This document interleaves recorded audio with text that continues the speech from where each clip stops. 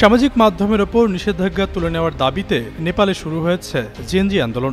দেশ জুড়ে ছড়িয়ে পড়া শিক্ষার্থীদের বিক্ষোভে কার্যত অচল হয়ে পড়েছে দেশটি। ইতিমধ্যে হাজারো আন্দোলনকারী ঢুকে পড়েছে নেপালের সংসদ ভবনে। আন্দোলনকারীদের সঙ্গে পুলিশের ব্যাপক সংঘর্ষের খবর পাওয়া গেছে। এদিকে এই আন্দোলনের কারণে বিপাকে পড়েছে বাংলাদেশ জাতীয় ফুটবল দল। ২ ম্যাচের ফিফা প্রীতি সিরিজ খেলতে এই মুহূর্তে দেশটিতে অবস্থান করছেন জামাল ভুঁইয়ারা।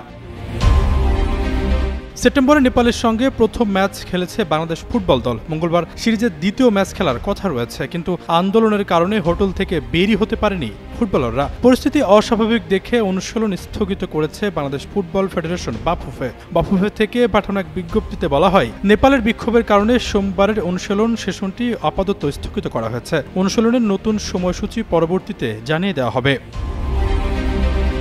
বিক্ষোভ সহিংসতায় সোমবার বিকেল পর্যন্ত নেপালে ১৪ জনের মৃত্যু হয়েছে বলে জানিয়েছে দেশটির রাষ্ট্রীয় সংবাদ মাধ্যম। খবরে বলা হয়, নেপালে সামাজিক যোগাযোগ মাধ্যম বন্ধের প্রতিবাদ ও দুর্নীতির বিরুদ্ধে তরুণরা বিক্ষোভ করেন। তারা আইনশৃঙ্খলা বাহিনীর বাধা পেরিয়ে পার্লামেন্ট প্রাঙ্গণে ঢুকে পড়েন। তখন বিক্ষোভকারীদের ছত্রভঙ্গ করতে কাঁদানে গ্যাস, জলকামান, রাবার বুলেট ও ফাঁকা গুলি ছোড়ে পুলিশ। এতে প্রাণহানির ঘটনা ঘটে।